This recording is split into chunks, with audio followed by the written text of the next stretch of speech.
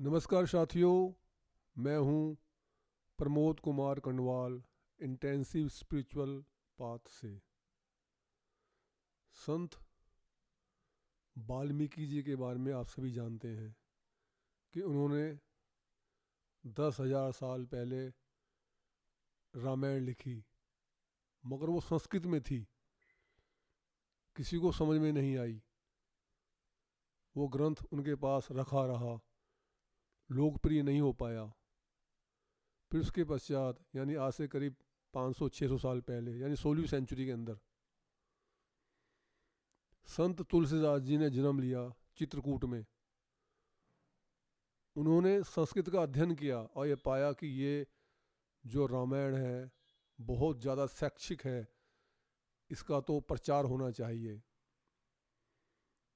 इतना महान ग्रंथ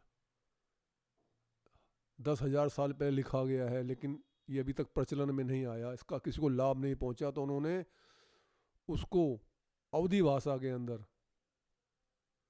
लिखा श्री रामचरित मानस के नाम से। और ये ग्रंथ हम सबके घर में है। हम सब जो रामायण पढ़ते हैं इसी से पढ़ते हैं। बहुत कम लोग हैं जो सीधा वाल्मीकि रामायण से इसको पढ़ते हैं। जिन्हें संस्कृत का ज्ञान है वही करते हैं, अदरवाइज सभी श्री रामचरित मानस का गायन करते हैं।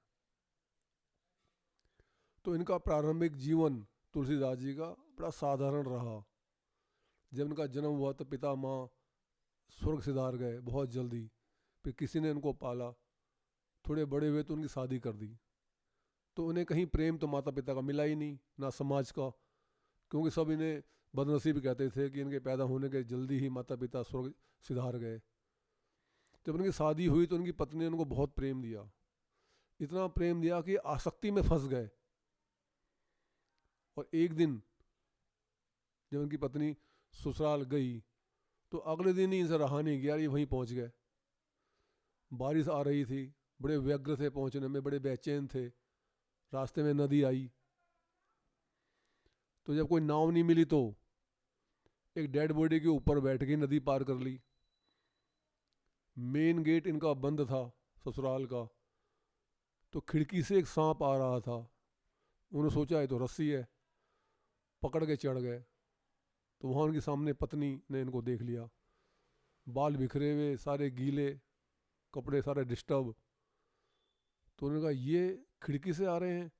उसमें जॉइंट फैमिली हुआ करती थी। उन्होंने कहा मैं बताऊंगी मेरे पति हैं तो कितनी बेइज्जती होगी कि ये दरवाज़ा भी इन्होंने जब बंद देखा तो ये खिड़की से आए हैं। तो उन्होंने कहा अस्ति चरममय देह यह, तासो ऐसी प्रीत, नेकू जो होती राम से, तो का है भवभीत। इस अस्थि पे, इस चरम, इस हड्डी मांस लोथड़े पर आपको इतना प्रेम है। यदि थोड़ा भी यदि आपको भगवान राम से प्रेम होता तो आपकी जिंदगी बन जाती।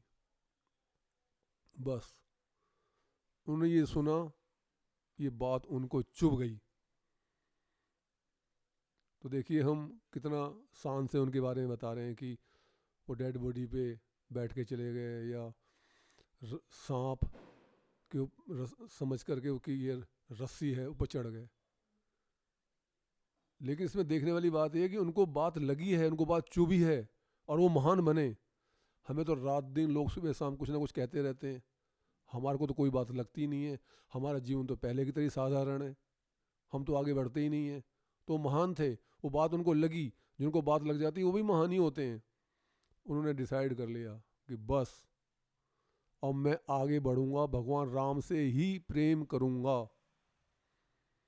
फिर उन्होंने अपने गुरु से दीक्षा भी प्राप्त की और उन्होंने पदावली लिखना शुरू कर दिया। बहुत कुछ लिखा उन्होंने, लेकिन उसके अंदर श्री रामचरित मानस की भी उन्होंने ही रचना की अवधी भाषा के अंदर। लेकिन उन्होंने जो एक पद लिखा मैं आपके सामने उसे पढ़ रहा हूँ। क्या बोला उन्होंने जब चेंज किया अपने अंदर, जब क्रांति उन्होंने अपने अंदर पैदा की, तो उन्होंने क्या लिखा। अब लो नसानी, अब नान सहियो, अब लो नसानी, अब नान सहियो, राम कृपा भव निशा सिरानी, जागे फिर न डसइयो,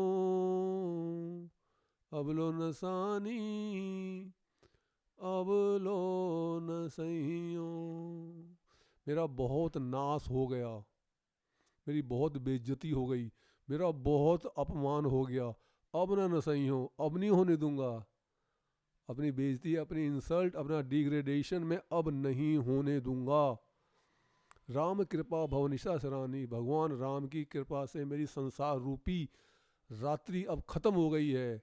जागे फिर न डसइयो, अब मैं जाग गया हूँ, अब मैं दोबारा नहीं सोऊंगा। दीक्षा ले ली गुरु से। कह रहे हैं पायु नाम चारु चिंतामणि, उर कर तय न खसइयो, श्याम रूप सुचि रुद्र कसौटी, चित कंचन ही कसइयो, अब लो न सानी, अब लो न सइयो। कह रहे कि मेरे को अपने गुरु से नाम जाप की दीक्षा मिल गई है, अब मैं इसे अपने हृदय रूपी हाथों से नहीं खिसकने दूंगा। श्री रघुनाथ जी का जो पवित्र श्याम सुंदर रूप है, उसकी कसौटी बनाकर अपने चित्त रूपी सोने को कसूंगा।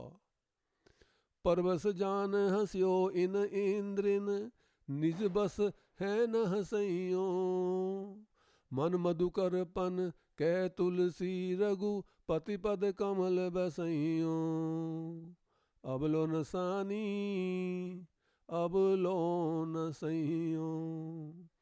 मेरी जो इंद्रियां जब मेरे बस में नहीं थी तो सारे लोग मेरे पे हंसते थे, लेकिन अब ये मेरे नियंत्रण में है, अब मेरे ऊपर कोई नहीं हंस सकता।